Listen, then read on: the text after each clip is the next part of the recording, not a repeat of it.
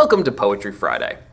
Now during my lunch break, I usually am very busy running errands or making copies or entering data, but I thought, you know what, it would be nice to take a break every once in a while and just comment upon a piece of poetry. So that's what I'm going to do. Once a week I'm going to read or recite a poem, and then I'm going to comment upon it.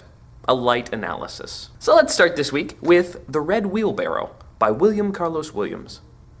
So much depends upon a red wheelbarrow glazed with rainwater beside the white chickens. This incredibly short poem is actually broken up into 4 stanzas, 8 whole lines. It alternates between 3-word lines and a single-word line. Why is this poem so famous and why does it matter? It's part of a kind of poetry called imagist poems, where you look very closely at a detailed image of something, and it brings it to life. And this is perhaps one of the simplest and shortest of the imagist poems, but there's actually a lot of cool stuff in it. The poem opens by saying, "So much depends upon a red wheelbarrow," which is surprising because after all, as we continue the poem, the wheelbarrow really doesn't seem to be in use or functioning for any purpose. It is, after all, glazed with rainwater and beside the white chickens. Both of those give us a feeling of it just sort of sitting there over in a corner and not really being touched. So why does so much depend upon it?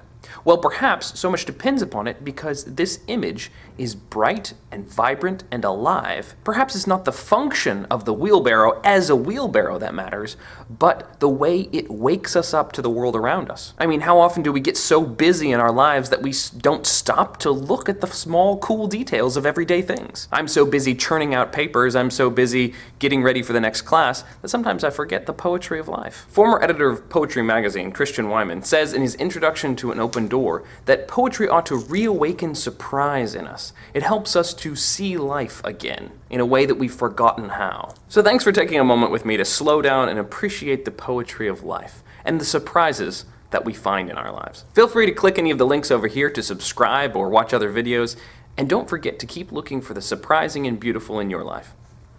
I'll see you next week.